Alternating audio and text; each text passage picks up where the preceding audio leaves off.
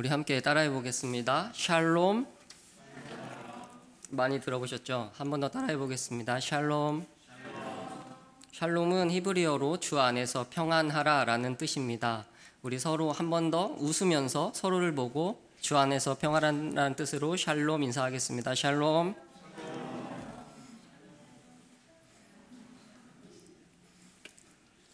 감사합니다. 샬롬은 지금도 이스라엘에서 쓰고 있는 인사입니다. 코로나 4단계로 인해서 앞으로 오후 예배가 미뤄지게 되었습니다. 그래서 오늘부터 성경 지리를 함께 보려고 했는데 오늘 나누고 또 두 번째가 언제 될지 모르겠어요. 좀 아쉬운 마음이 있는데 쭉 이어지면 좋겠는데 또 2주 있다가 바로 또 이어졌으면 좋겠습니다. 오늘부터 한 8주간 혹은 10주간 정도에 걸쳐서 함께 성경 지리를 보려고 합니다. 우리 지난주 주보에는 성경 지리 공부라고 되어 있었어요. 그렇죠? 공부하기 싫으시죠? 같은 것도 공부라고 하면 따분하고 어렵게 느껴집니다. 그래서 저는 이 뒤에도 적혀 있지만 성도님들과 함께 공부가 아니라 설레이는 마음으로 여행을 떠나려고 합니다. 코로나 시대에 어디 가시지도 못하고 또 어디 다니시지도 못하는데 이 기회에 저와 함께 주일 오후에는 성경 속 땅을 지리를 여행하신다라고 생각하고 함께 해주시기를 바랍니다. 우리의 목표는 이 내용들을 나누고 보면서 혼자 집에서 성경을 읽으실 때 조금 더 깊이 그리고 또 그 지리들을 머릿속에 그리시는데 또 도움이 되고 성경에 이런 의미들이 있었구나, 어디서 어디로 이동했다, 이것이 그냥 어렴풋한 개념이 아니라 조금 더 선명하고 조금 더 풍성한 은혜가 넘치는 그런 도움을 드리기 위한 것입니다. 그럼 출발하겠습니다.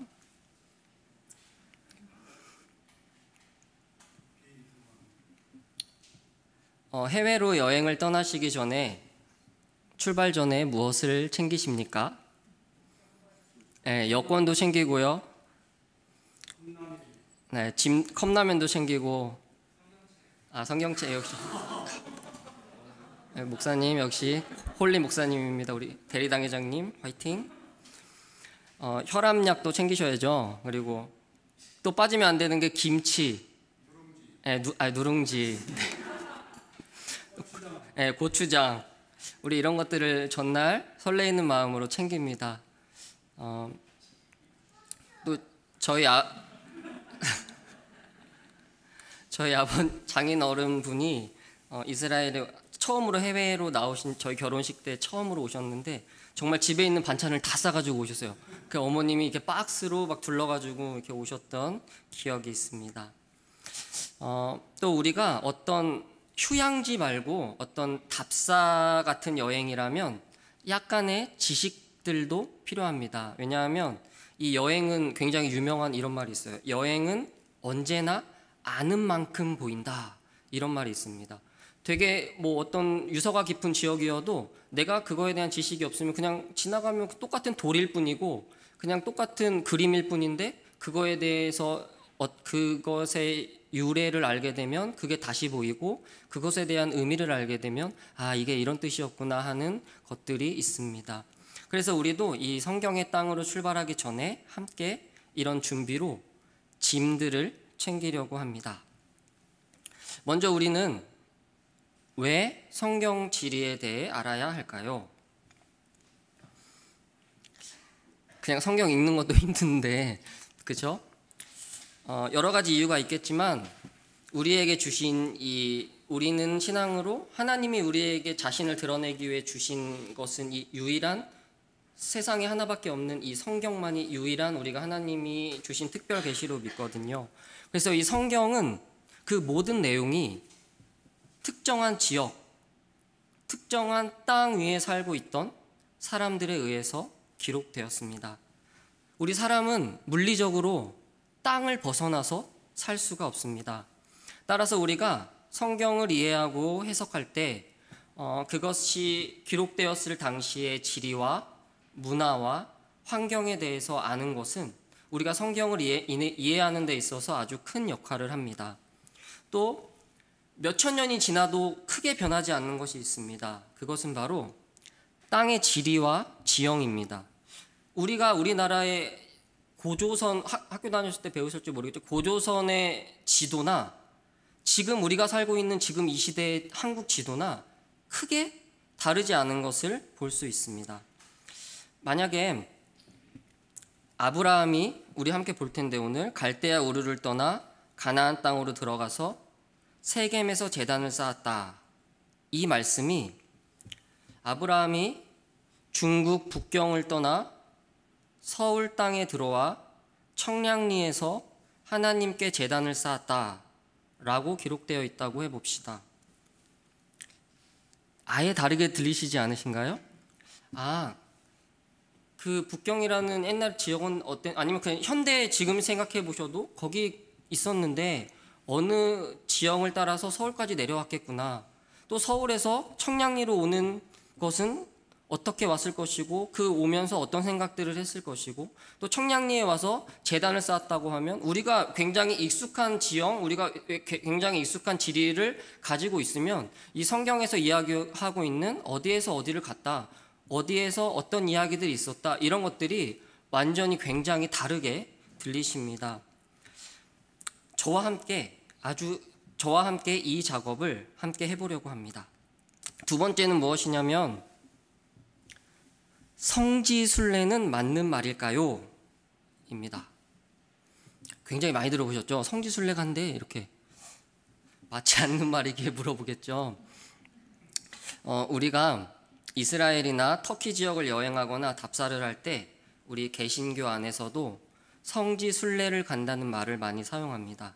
그러나 이 말은 우리가 신앙으로 고백하는 내용과 충돌이 납니다. 왜냐하면 성지순례라는 말은 두 가지 의미가 있는데 하나는 성지, 거룩한 땅이라는 뜻이거든요.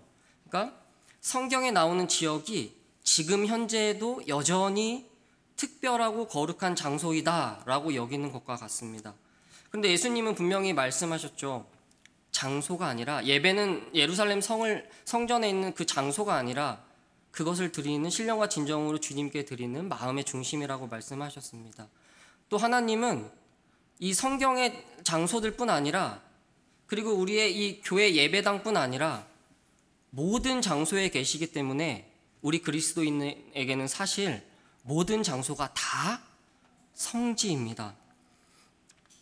또 두 번째는 이 성지순례라는 말은 카톨릭에서 나온 개념입니다.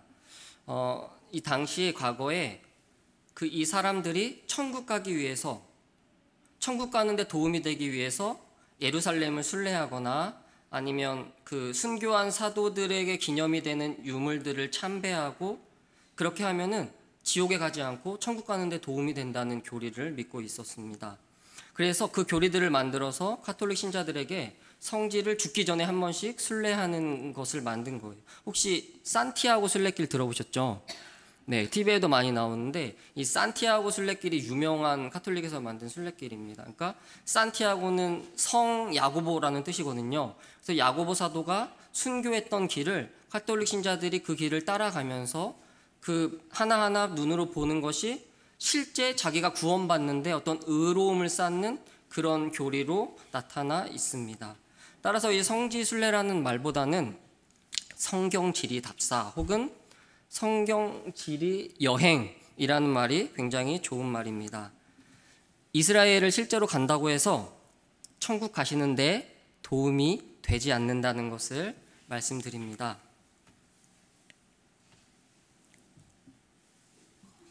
우리 비행기 타면 이거 많이 보셨죠? 자, 그러면 출발 준비를 마추었고요. 함께 출발해 보겠습니다. 우리 여객기는 인천을 떠나 이스라엘 텔아비브 공항에 도착하는 여객기입니다. Ladies and gentlemen, 여행 가는 것 같으시죠? 네, 함께 출발하겠습니다. 이게 소리를 늘려다가 네, 죄송합니다. 빨리 도착했죠? 한국에서 이스라엘 땅까지는 현재 비행기로 한 10시간 정도 걸립니다. 우리가 이 세계 지도를 많이 보시잖아요. 이 세계 지도에서 성경 속 지역은 어디일까요? 여기가 한국이죠. 여기 한국이 있고 이 아래로 내려가면 한 목사님의 그리운 가족이 있는 호주가 있습니다. 네, 여기로 가고 싶은데 자, 여기 네모칸 보이시죠? 네, 여기 이 네모 지역이 성경이 기록된, 그리고 성경에서 나오는 모든 땅의 기록들이 되어 있는 지역입니다. 이 아시아와 그리고 위에 유럽과 이 옆에 아프리카가 다 연결되어 있는, 어떻게 보면 이렇게 서로 교류도 되고 그만큼 열강의 세력들이 서로 침범하는 그 중심에 성경이 기록되어 있는 지역이 있습니다. 자, 도착했습니다. 이 지도는 지금 현재 우리 시대의 나라들이 표시된 지도입니다. 성경에 등장하는 지역은 이 안에 다 있습니다. 여기에서 벗어나지 않아요. 이 딱 네모칸에 보시면 이쪽이 지금 현재는 터키 지역인데, 이제 바울이 선교 여행을 했던 소아시아 있던 지역이 바로 이쪽이고, 이 전체는 지금 지중해입니다. 그리고 여기가 지금 이스라엘 지역이고, 이쪽이 이제 오늘 함께 볼 아브라함이 살고 있던 지역이고요. 그리고 지금 이쪽이 이란입니다. 그 옆에는 이스라엘, 동쪽에는 요르단, 잘 안 보이시죠? 위에는 레바논, 시리아, 이라크, 아래 사우디아라비아 이렇게 쭉 있고요. 이쪽 초록색이 비옥한 풀이 많다는 지금 지역이거든요. 이 밑엔 다 사막이고요. 이 땅의 비옥함도 함께 보셨으면 좋겠어요. 유럽은 되게 푸르죠. 특별히 이 푸른 곳, 여기가 성경에 나오는 애굽입니다. 지금 이집트 같은 말입니다. 이집트, 애굽 땅이 여기에 있습니다. 지금으로 우리는 지리적으로 비행기를 타고 이곳에 왔지만 이제는 성경 속 시대로 거슬러 가려고 합니다. 지금으로부터 약 4,000년 전으로 가려고 합니다. 우리는 어떻게 4,000년 전으로 갈 수 있을까요? 우리는 매일 사실 4,000년 전으로 갈 수 있습니다. 그것은 바로 하나님이 우리에게 주신 말씀을 통해서입니다. 우리 그 말씀을 통해 4,000년 전으로 가보겠습니다. 사도행전 7장 2절에서 3절인데요. 함께 읽어보겠습니다. 시작. 우리 조상 아브라함이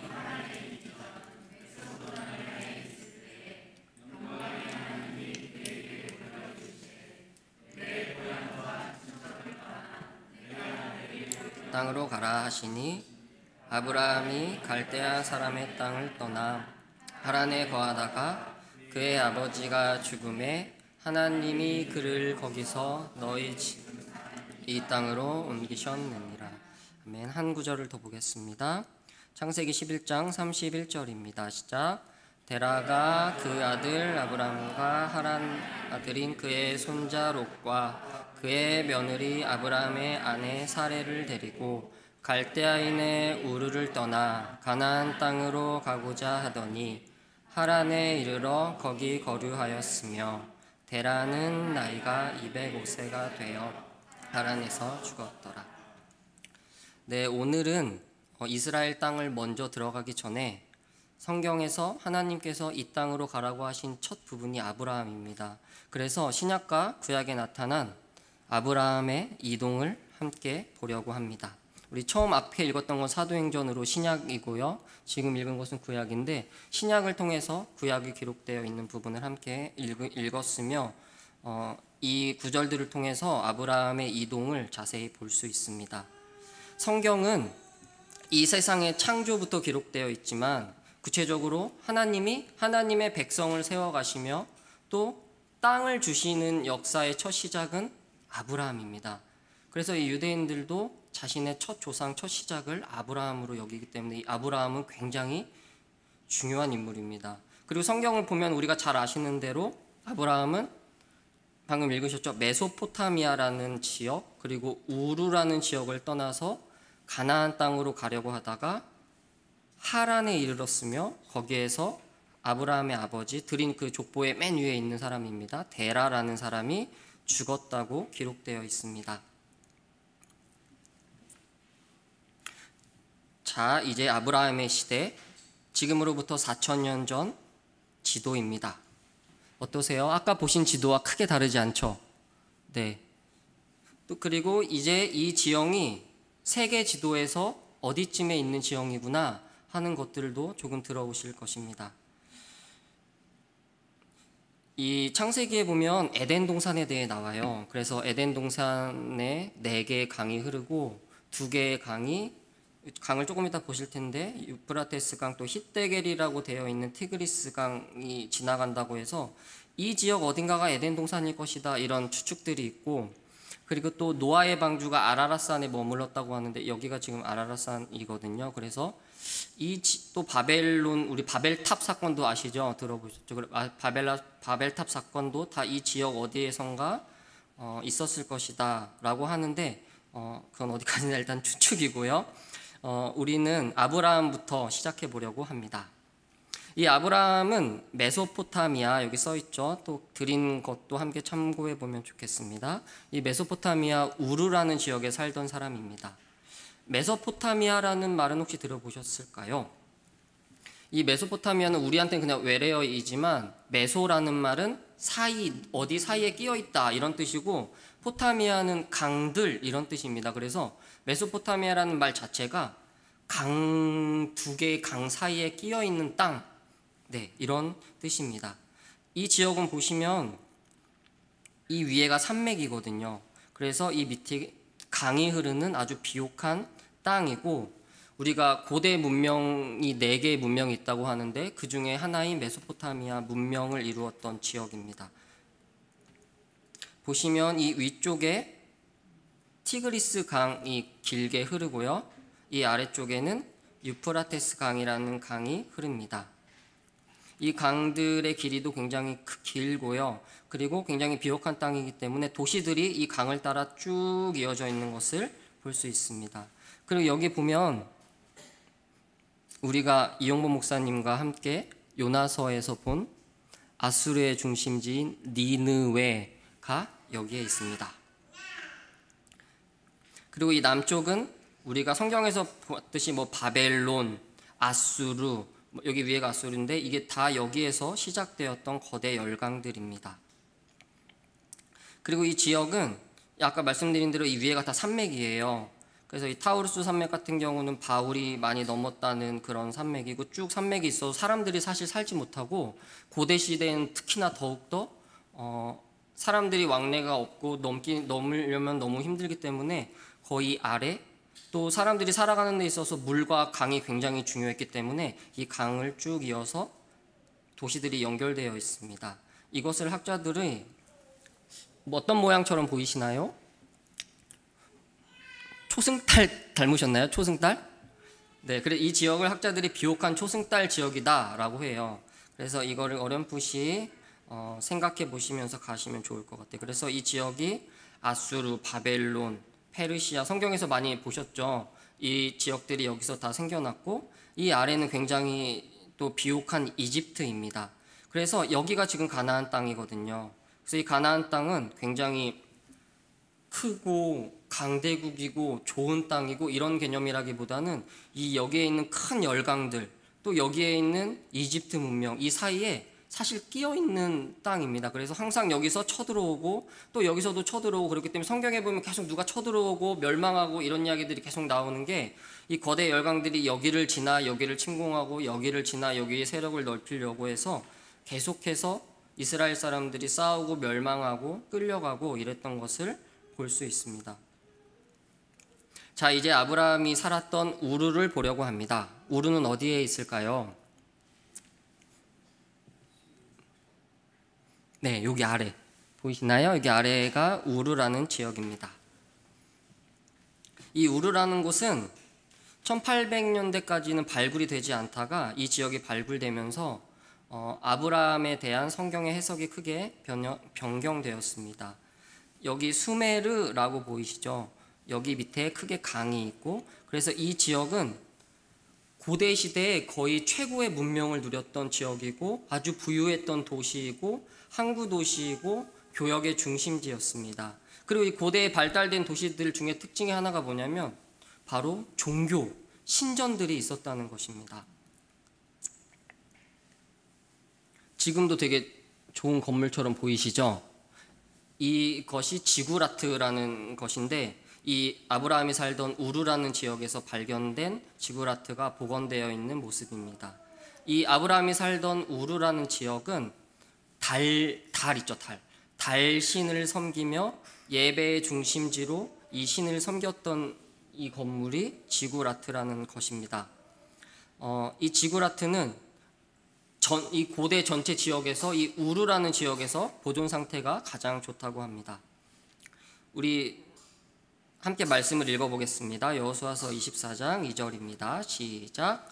옛적에 너희의 조상들 곧 아브라함의 아버지 나홀의 아버지 데라가 강 저쪽에 거주하며 다른 신들을 섬겼으나 내가 너희 조상 아브라함을 강 저쪽에서 이끌어내.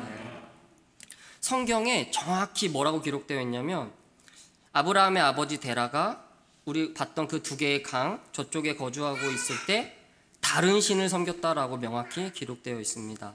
이 아브라함과 가족은 이 우르에서 하나님을 믿는 사람도 아니었고 그렇다고 엄청 이렇게 항상 돌아다니는 되게 못 사는 도시의 사람 이런 사람들이 아니라 정말 전 세계의 고대 문명의 중심지에서 우상을 섬기며 살아갔던 사람들입니다. 그리고 또 이 사진은 1800년대 이 우르에 있던 왕 무덤을 발굴해요. 거기서 나온 자료들인데 이 왼쪽에 보면 이 당시 사람들이 어떻게 살고 있었는지 볼 수 있습니다. 이 당시 사람들이 왕도 있었고 귀족도 있었고 또 잔치를 위해서 가축도 기르고 곡식도 기르며 당시 생활상들을 볼 수 있고 이 오른쪽 사진은 뭐로 보이시나요? 게임판이라고 해요. 도박판. 네. 그래서 이 게임계에서는 가장 오래된 게임 도박판이라고 되어 있는데 이것이 우르에 있는 그 왕의 무덤에서 발굴되었습니다. 그러니까 이 전까지는 아브라함이 그냥 유목민이다, 혹은 유랑민이다, 그냥 살던 사람이다 이런 해석들이 있었는데 이 우르가 발견되면서 아브라함은 문명인이다. 아브라함은 도시인이다. 그리고 아브라함은 하나님을 전혀 모르던 이방신, 특히 이방신 중에서도 달을 믿는 신을 섬기고 있던 모든 것을 풍요롭게 누리며 살았던 사람인 것을 알게 됩니다. 하나님은 너무나 풍족하게 사실 전 세계에서 가장 위대한 지금 문명이거든요. 이 지역이. 이 풍요로운 도시에서 이 고대 문명의 혜택을 누리던 아브라함에게 찾아오셔서 지시한 땅으로 가기를 명령하십니다.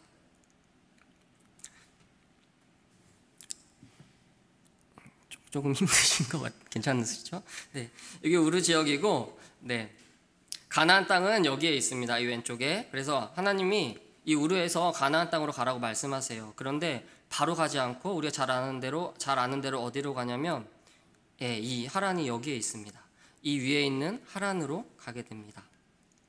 이 우르에서 하란 지역은 직선 거리로는 1200km 정도 된다고 해요. 그리고 실제 거리는 2000km 정도가 된다고 하고 이 하란에서 가나안 땅까지는 750km가 정도 됩니다. 그냥 수치적으로는 잘 안 들어오실 텐데 자동차도 없던 그 시절에 아브라함이 하나님의 음성만 믿고 그것만 의지해서 갈 바를 모르고 그 긴 거리를 쭉 강을 따라서 서정월 목사님이 그때 말씀해 주셨는데 강을 따라서 쭉 올라갔던 것을 볼 수 있습니다. 아브라함은 왜 하란에서 멈추었을까요? 가나안 땅으로 가지 않고. 그것은 우리가 그냥 하란에서 멈추었나 보다 또 이 정도 생각하실 수 있는데 우리가 하란이 어떤 도시였는지 알게 된다면 또 어렴풋이 추측해 볼 수 있습니다. 네, 하란입니다. 이 하란은 성경에서는 밧단 아람이라고 되어 있어요. 지금 사진에서 볼 수 있듯이 이 지역은 터키 지역입니다.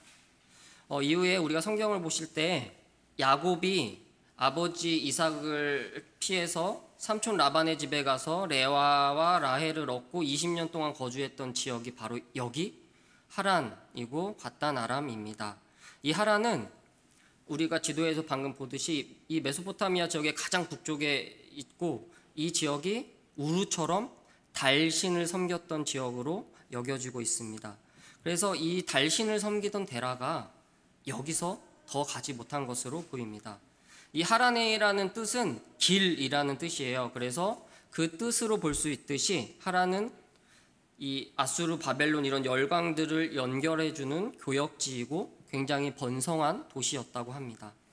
마지막 문명지, 이제 하란을 벗어나면 이제 정말 모르는 땅이 되는 거예요. 그 마지막 문명지, 또 동일한 신을 섬기고 있던 그 땅, 아브라함의 아버지 데라는 여기서 더 가지 못합니다. 더 내려놓지 못하는 것입니다. 이 사진들은 제가 찍은 것은 아니고요. 저도 가보지 못했습니다. 구글에서 가져온 사진입니다. 하란에 있는 당시에 신을 섬기고 있던 신전터입니다. 이런 것들이 지금까지 남아있는 것을 보면 이 도시가 진짜 큰 도시였다는 것을 알 수 있습니다. 그리고 이 사진은 하란에 남아있는 전통 가옥들 사진입니다. 그래서 이 당시에 문명의 발전과 생활상을 볼 수 있습니다. 그리고 이 당시에 이 사람들은 농사를 짓고 정착을 하고 무엇을 수확하고 이런 것들이 굉장히 중요했는데, 이 하란이라는 지역은 사진에서 보시듯이 평지이며 비옥한 토양을 가진 지역으로 나타납니다. 이곳에서 아브라함과 데라 그리고 그 가족은 마지막 문명을 누렸던 것으로 보입니다. 우리 성경을 하나 더 읽어볼게요. 창세기 15장 5절입니다. 시작. 아브라함이 그의 아내 사레와 조카 롯과 하란에서 모은 모든 소유와 얻은 사람들을 이끌고. 하나님이 이곳에서 이제 여기를 떠나라고 말씀하시는데, 그 다음에 뭐라고 기록되어 있냐면 창세기 12장 5절에 하란에서 모은 모든 소유와 얻은 사람들을 이끌고 이렇게 되어 있어요. 우르에서 가져온 재산들이 아니라 하란에서 니네가 살면서 모은 소유와 얻은 사람들. 그러니까 이 아브라함 가족들이 하란에서 살면서 재산도 모으고 종들도 모았다는 말은 그만큼 하나님이 여전히 이 지역에 살면서 아브라함을 지켜주셨다는 말도 되지만, 동시에 아브라함은 데라와 함께 여전히 소유와 문명을 누리며 번성했고 하나님이 아닌 다른 것들을 조금 더 믿으며 풍요롭게 살았다는 것을 우리는 알 수 있습니다. 창세기 1장 2절인데 제가 읽겠습니다. 여호와께서 아브라함에게 이르시되, 아브라함에게 이르시되 너는 너의 고향과 친척과 아버지의 집을 떠나 내가 내게 보여줄 땅으로 가라. 내가 너로 큰 민족을 이루고 내게 복을 주어 내 이름을 창대하게 하리니 너는 복이 될지라. 이 아버지가 죽고 나서 우리가 잘 아는 대로 하나님은 한 번 더 아브라함에게 나타나시고 찾아오셔서 이제 그곳을 떠나서 하나님이 내가 너에게 보여줄 땅으로 가라고 말씀하십니다. 그리고 큰 민족을 이룰 것이고 복의 근원이 될 거라고 말씀하십니다. 이 말씀을 들은 아브라함이 발을 디뎌 이제 가나안 땅으로 들어갑니다. 네, 이 거리가 750km 정도 된다고 합니다. 이제는 진짜로 자신의 문명지 메소포타미아를 떠나서 이제 완전히 진짜 미지의 땅으로 가는 것이죠. 그 길을 걸어서 아브라함은 하나님이 말씀하신 땅으로 들어갑니다. 우리 한번 생각해 보셨으면 좋겠습니다. 왜 하나님은 문명인인 아브라함과 그 가족을 불러서 가나안 땅으로 들어가게 하셨는가? 너무나 풍족하고 풍요롭고 부족함이 없는, 그냥 요즘으로 따지면 미국의 뉴욕이나 맨하튼이나 이런 데보다 더 비교도 되지 않을 이 당시에 전 세계에서 가장 발달한 문명인으로, 도시인으로, 또 하나님과 전혀 상관없는 달신을 믿는 사람으로 살았던 아브라함에게 하나님이 찾아오셔서 왜 새로운 땅으로 밀어 넣으셨는가? 아브라함이 의지적으로 이렇게 걸어갔다기보다는 하나님이 성경에 계속 나오듯이 밀어 넣으셨거든요, 이 땅으로. 왜 하나님은 가나안 땅으로 아브라함을 밀어 넣으셨는가? 이 가나안 땅이 더 살기 좋아서, 아니면 뭐 젖과 꿀이 흐르는 땅이기 때문에, 우리가 앞으로 살펴보겠지만 이 땅은 사실 그런 땅이 아닙니다.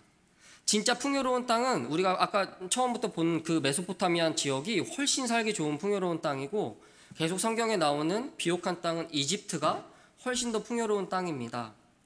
그런데 왜 하나님은 그 가나안 땅으로 밀어 넣으셨는가? 이 가나안 땅도 원래는 하나님 입장에서는 죽은 땅입니다. 왜냐하면 가나안 땅이라는 말은 가나안 사람들이 그 지역에 살아서 나온 말인데, 이 사람들도 하나님이 아니라 이방신을 섬기고 있습니다. 이 죽은 땅에, 하나님을 아는 사람이 한 명도 없는 이 죽은 땅에 하나님을 알게 된 아브라함 한 명이, 그 한 가족이 그 땅으로 들어감으로 하나님을 믿는 한 사람이 그 땅에 들어감으로 그 땅은 이제 죽음의 땅이 아니라 생명의 땅이 되어가는 것입니다. 그 시작입니다. 동일하게 하나님은 너무나 평온하게 도시인으로, 문명인으로 하나님 없이 잘 살고 있던 우리를 찾아오셨습니다. 왜 하나님은 문명을 누리며 잘 살고 있던 우리를 그리스도인으로 밀어 넣으셨을까요? 마지막으로 이른비와 늦은비 얘기를 하고 마치려고 해요. 우리 함께 말씀을 읽어보겠습니다. 신명기 11장 14절 시작. 여호와께서 너희 땅에 이른비 늦은비를 적당한 때에 내리시리니 너희가 곡식과 포도주와 기름을 얻을 것이요. 요엘서 2장 23절입니다. 시작. 시온의 자녀들아, 너희는 너희 하나님 여호와로 말미암아 기뻐하며 즐거워할지어다. 그가 너희를 위하여 비를 내리시되 이른 비를 너희에게 적당하게 주시리니 이른 비와 늦은 비가 예전과 같을 것이라. 야고보서 5장 7절입니다. 그러므로 형제들아, 주께서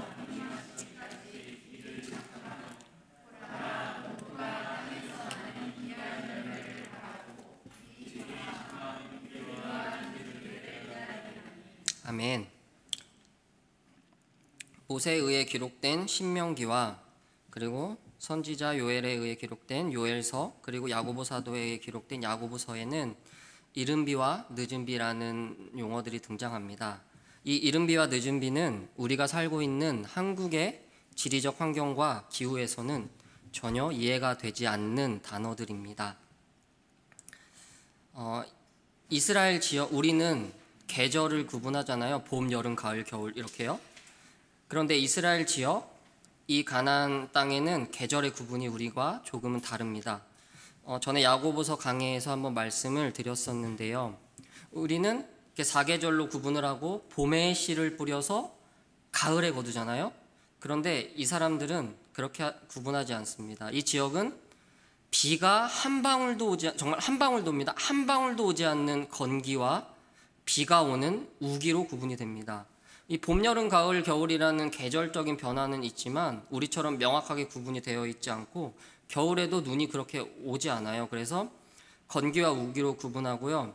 이 사람들은 언제 씨를 뿌리냐면 우기가 시작되는 10월에 씨를 뿌립니다. 그리고 우기가 끝나는 4월에 열매를 거두게 됩니다. 이 4월에서 10월까지는 말씀드린 건기인데, 말씀드린 것처럼 정말 비가 한 방울도 오지 않는, 구름조차 없는 맑은 날이 6개월 내내 계속됩니다. 그리고 10월부터 4월이 되면 이제 비가 내리기 시작합니다. 이런 기후가 나타나는 이유는, 이 성경에는 이제 동풍이라는 말로 많이 표현이 되는데, 이 동쪽은 사막 지역이에요. 그래서 건기가 되면 이 동쪽에서 나타나는 동풍이 불어와서 모든 것이 다 말라버리는, 비가 한 방울도 오지 않는 건기가 되고요. 우기가 되면 이 서쪽은 우리가 지도에서 본 것처럼 지중해 지역이거든요. 그래서 그곳에서 구름이 만들어져서 비가 내리게 됩니다. 그래서 우리와는 굉장히 완전히 다른 기후를 가지고 있습니다. 건기에는 모든 땅이 마르고 비가 오지 않기 때문에 황량해집니다. 그러다가 10월이 되면 첫 비가 내리는데 그것이 성경에 나오는 이른 비입니다. 이 이른 비가 내리면 황량했던 땅에 그 땅이 촉촉해지고 드디어 무엇인가 경작을 할 수 있고 심을 수 있는 환경이 됩니다. 그리고 마지막 4월이 되어서 내리는 비가 늦은 비라고 기록이 되어 있습니다. 이 이른 비와 늦은 비는 이스라엘 지역에서 생명과 같은 하나님이 주시는 은혜의 비입니다. 이 늦은 비 4월 지역에 또 굉장히 비가 또 많이 오면 모든 수확을 망치기도 하고 또 비가 너무 오지 않으면 또 열매를 맺지 못합니다. 그래서 이 이른 비와 늦은 비는 이스라엘 땅 안에서 이 사람들이 살아가는데 굉장히 중요합니다. 왜 이렇게 장황하게 말을 하냐면 사진을 보여드리려고 합니다.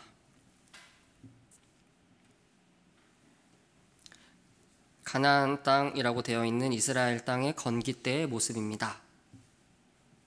황량하죠? 젖과 꿀이 흐르는 땅 같으십니까? 우리는 굉장히 물이 풍족하기 때문에, 그리고 비가 굉장히 많이 오는 나라이기 때문에, 그리고 평야가 굉장히 많고 이런 나라이기 때문에 이런 기후를 잘 이해하기 어려운데, 직접 가서 보시면 이 건기 때는 정말 거의 모든 곳이 말라 있어요. 물론 요즘엔 수로를 다 대놓긴 하는데 이 과거 이 아브라함 시대에는 더 그랬겠죠. 비가 오지 않는 이 6개월 동안은 완전히 말라버린 땅입니다. 그런데 이 땅에 하나님이 주시는 은혜의 비, 이른 비가 내리면 어떻게 될까요?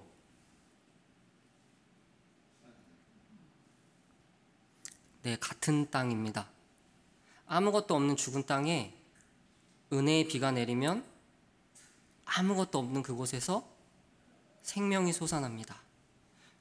이 땅은 우리가 그냥 어떤 논리적으로 은혜의 비가 촉촉히 이런 어떤 논리적이고 이상적인 이런 말이 아니라, 이 사람들은 실제 자기 삶을 통해서 진짜 비가 이렇게 오는 그 이른 비를 통해서 자기의 아무것도 경작할 수 없었던 땅들이 변해가는 것을 보았습니다.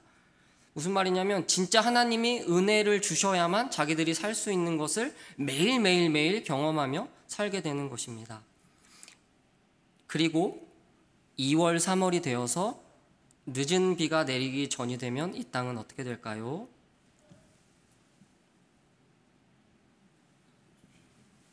네, 이렇게 됩니다. 이게 해상도가 되게 좀 좋진 않은데 1년 중에 2월, 3월이 되면 그 같은 땅에서 꽃이 핍니다.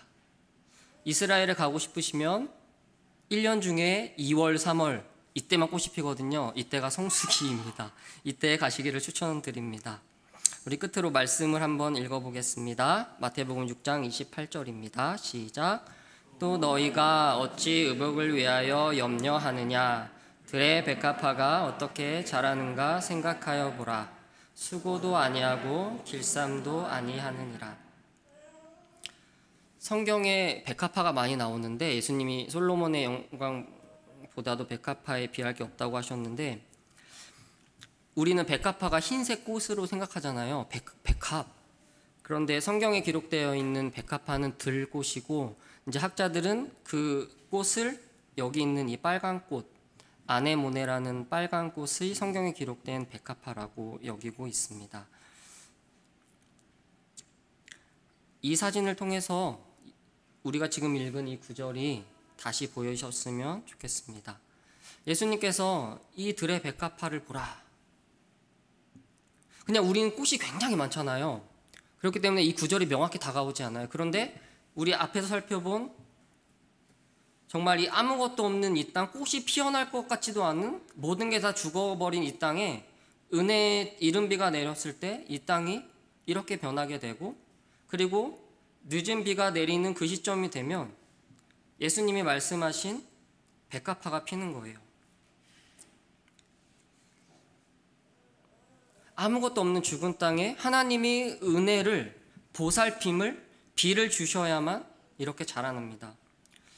이 아브라함의 여정을 따라서 이 땅으로 들어오신 여러분, 하나님이 부르시는 은혜의 여정을 따라서 아브라함과 마찬가지로 그리스도인이 되신 여러분, 하나님은 이 소망 없는 죽은 땅에, 우리 아까 나누었잖아요. 가나안 땅에는 아브라함이 들어오기 전까지 하나님을 아는 사람이 한 명도 없는 거예요. 그냥 죽은 땅이었는데 아브라함 한 명이 들어옴으로 하나님의 구원 계획을 위한 하나님을 아는, 어렴풋이 아는 그 한 사람이 생겨난 거죠. 우리의 인생도 우리가 갈 바를 모르고 아브라함처럼 불안한 여정이지만 우리를 통해서, 우리를 그리스도인으로 밀어 넣으심으로 우리를 통해서 하나님이 이 세상에 하나님임을 드러내게 하고 싶은 것입니다. 아브라함 한 명이 이 땅에 집어넣음으로 인해서 이 땅에 사는 사람들이 하나님이라는 분이 있구나, 진짜 이 세상을 창조하신 분, 아무것도 없는 죽은 땅에 진짜 단비를 내려, 은혜의 비를 내려 놀라운 기적을 행하시는 그분이 하나님이시구나. 하나님은 친히 입히시며 친히 먹이시며 친히 은혜의 비를 부어주시기 때문에 이 아무것도 없는 이 죽은 땅에 이 백합화, 예수님이 말한 이 꽃처럼 그냥 자라는 거 아니거든요. 우리는 그냥 자란다고 생각하지만 하나님이 한순간도 돌보지 않으면 피어날 수 없는 이 꽃처럼 우리도 그런 하나님을 의지하며 하나님의 은혜로 그리스도인으로 밀려 되어진 그리스도인이지만 매일매일 삶 가운데 이 하나님의 촉촉히 젖은 은혜의 비의 은혜를 누리는 우리, 그 열매를 맺어가는 우리 성도님들이 되시기를 바라며 축복합니다. 우리 마지막으로, 우리가 실제 이곳에 가면은 마지막 끝인사 정도는 해야 되잖아요. 그래서 우리가 마칠 때마다 함께 마지막 인사를 하려고 해요. 그래서 다음 시간에 또 만나자, 잘 가, 이런 히브리어 인사를 나누며 마치겠습니다. 히브리어는 오른쪽에서 왼쪽으로 읽습니다. 함께 따라해 보겠습니다. 레이트라웃. 한 번 더, 우리 다음 시간에 또 해볼 거예요. 잊지 마시고 한 번 더 해보겠습니다. 레이트라웃. 함께 기도하겠습니다. 하나님 아버지, 감사합니다. 아브라함의 여정을 따라 그 문명지, 그 영광 가운데 전혀 하나님을 모르면서도 부족한지 모르고 잘 살아가던 아브라함을 찾아오셔서 가나안 땅으로 밀어넣으신 하나님, 동일하게 하나님 없이 살던 우리의 삶을 찾아오셔서 그리스도인으로 밀어넣으신 하나님, 그러나 그 땅은 하나님 없이는 여전히 죽은 땅임을 우리가 함께 보았습니다. 그러나 하나님의 은혜의 비가 내렸을 때 이 땅은 놀라운 은혜의 열매들이 맺어가는 것을 보았습니다. 주님, 우리의 삶도 언제나 매일매일 주시는 하나님의 은혜의 비를 사모하며 그 은혜를 의지하며 매일매일 우리를 입히시고 먹이시는 그분이 주님임을 고백하며 주님의 자녀답게 걸어가는 우리가 될 수 있도록 주님 인도하여 주시옵소서. 예수 그리스도의 이름으로 기도합니다.